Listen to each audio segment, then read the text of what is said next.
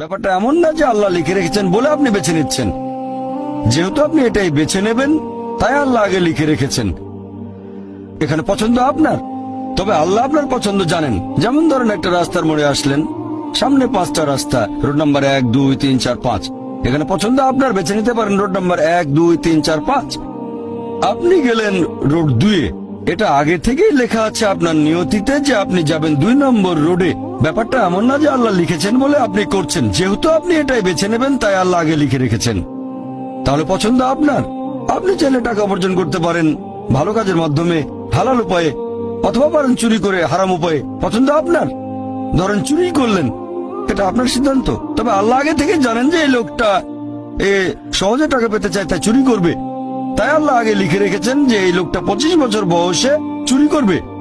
এখানে দোষটা কার? দোষ আসলে আপনার। তবে আল্লাহর আছে ইলমে গায়েব, তাই তিনি আগেই লিখে রেখেছেন।